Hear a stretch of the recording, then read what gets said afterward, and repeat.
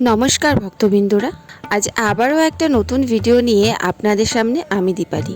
ভিডিওটি শুরু থেকে শেষ অবধি দেখুন, আর ভালো লাগলে অবশ্যই লাইক, কমেন্ট আর সাবস্ক্রাইব করে পাশে থাকা বেল আইকনটি প্রেস করুন।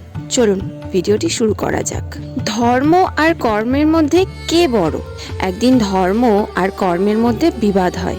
ধর্ম বলে আমি বড়, কর্ম বলে আমি বড়। তাদের দুজনের মধ্যে বিবাদ এতটাই বেড়ে যায় যে তারা দেবতাদের রাজা ইন্দ্রর দরবারে এসে পৌঁছায়। তাদের দুজনকে দরবারে দেখে দেবরাজ ইন্দ্র জিজ্ঞাসা করলেন, হে ধর্ম আর কর্ম, কি উদ্দেশ্যে আপনাদের আগমন? শীঘ্রই বলুন। তখন ধর্ম আর কর্ম বলে, হে দেবরাজ ইন্দ্র, আমাদের দুজনের মধ্যে বিবাদ হয়ে গেছে, আপনি এর বিচার করুন। হে ধর্ম, যে ধর্ম আর কর্মের মধ্যে সবচেয়ে বড় কে? এমন প্রশ্ন শুনে দেবরাজ ইন্দ্র খুবই চিন্তায় পড়ে গেলেন। তিনি ভাবতে লাগলেন, আসলে এই দুজনের মধ্যে কে বড়? দেবরাজ ইন্দ্র ন্যায় করতে পারছিলেন না। তখন দেবগুরু বৃহস্পতি বলেন, হে দেবরাজ ইন্দ্র, এর সঠিক উত্তর শুধু রাজা বিক্রমাদিত্যই দিতে পারেন, যিনি এই সময় পৃথিবী লোকে রয়েছেন। তাই আমাদের সবাইকে রাজা বিক্রমাদিত্যর কাছে যাওয়া উচিত। দেবগুরু বৃহস্পতির কথা মতো দেবরাজ ইন্দ্র দেবগুরু বৃহস্পতির সহিত ধর্ম এবং কর্ম রাজা বিক্রমাদিত্যর কাছে চলে আসেন। রাজা বিক্রমাদিত্য খুবই ধার্মিক, ন্যায় বিচার করা, দানী আর প্রজাতির হিতৈষী ছিলেন। তিনি যখন সবাইকে তার দরবারে দেখলেন, তখন তিনি সবাইকে প্রণাম জানালেন আর বললেন, হে দেবগণ, কি কারণে আপনাদের আগমন? আমি আপনাদের কি সেবা করতে পারি? দেবরাজ ইন্দ্র বললেন, হে রাজা, আমি এক সমস্যায় আছি, আপনি দয়া করে বলুন যে ধর্ম আর কর্মের মধ্যে কে বড়? রাজা বিক্রমাদিত্য কিছুক্ষণ চিন্তা ভাবনা করে বললেন, হে দেবগণ, এর উত্তর পেতে আপনাদের সবাইকে আমার সাথে এক বনে যেতে হবে, তবেই আপনারা এর উত্তর পাবেন। তৎক্ষণাৎ সবাই বনে পৌঁছালেন।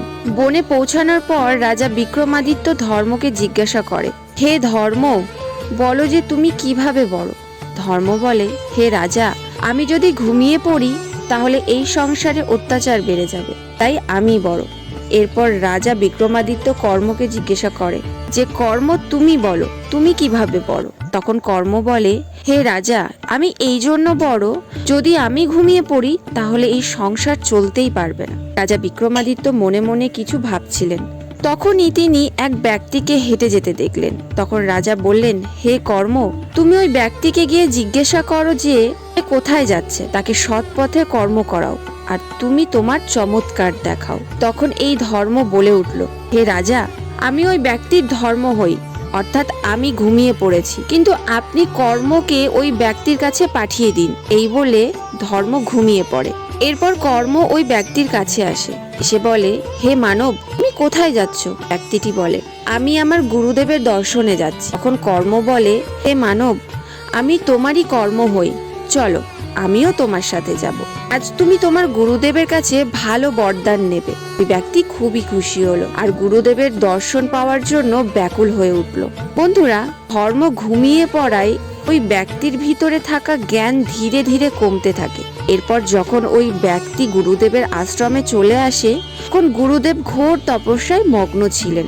ওই ব্যক্তি গুরুদেবকে জাগানোর জন্য অনেক চেষ্টা করে, কিন্তু গুরুদেবের ধর্ম ঘুমিয়ে পড়েছিল, তাতে শুধু কর্মই ছিল।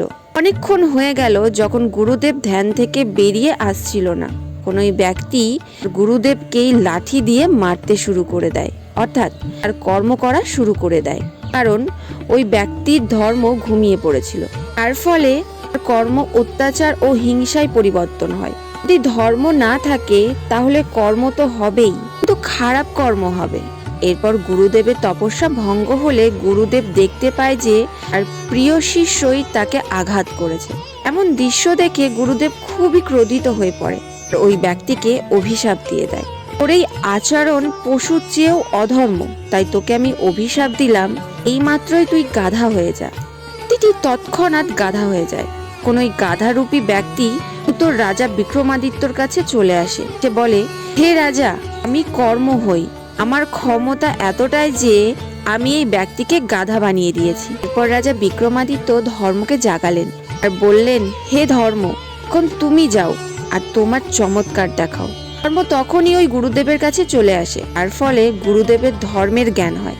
তখন গুরুদেব বুঝতে পারলেন যে তার দ্বারাই অনেক বড় ভুল হয়ে গেছে। গুরুদেব খুবই দুঃখী হয়ে পড়লেন, বলতে লাগলেন, হে প্রভু, আমি কি করলাম? আমি অজ্ঞানে আমার প্রিয় শিষ্যকেই অভিশাপ দিলাম।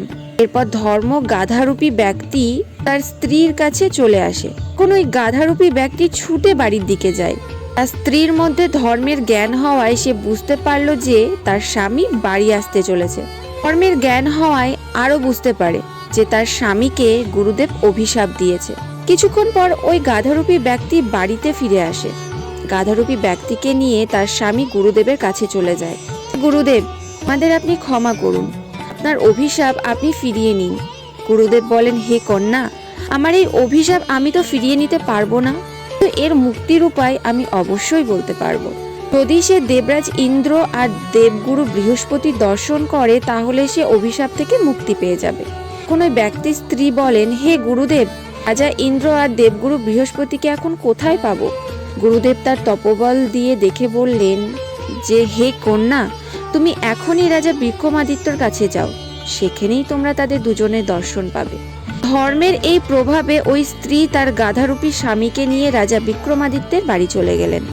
থেকে দেবরাজ ইন্দ্র, দেবগুরু বৃহস্পতি, রাজা বিক্রমাদিত্য এইমাত্রই দরবারে এসে পৌঁছান। এরপর যখন ওই গাধারূপী ব্যক্তি দেবরাজ ইন্দ্র আর দেবগুরু বৃহস্পতি দর্শন করলো, তখন সে সেইমাত্রই অভিশাপ থেকে মুক্ত হয়ে গেল।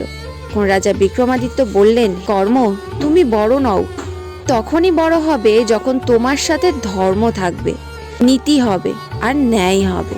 তাছাড়া তুমি কখনোই বড় হতে পারবে না। যদি তুমি অন্যায়, অধর্ম আর অত্যাচারের সাথে থাকো তবে তুমিই সব থেকে ছোট। সেই জন্য হে কর্ম, তুমি বড় তখনই যখন ধর্ম তোমার সাথে হবে। এই ধর্মই বড়। উত্তর পেয়ে ধর্ম আর কর্ম দুজনেই খুশি হয়ে যায়। আজকে তবে এই পর্যন্তই রইল বন্ধুরা। আশা করি ভিডিওটি আপনাদের অবশ্যই ভালো লেগেছে। ভিডিওটি যদি আপনাদের ভালো লেগে থাকে তাহলে অবশ্যই লাইক, কমেন্ট আর সাবস্ক্রাইব করে পাশে থাকা বেল আইকনটি প্রেস করুন আর আগে নেক্সট ভিডিও নোটিফিকেশন পাওয়ার জন্য।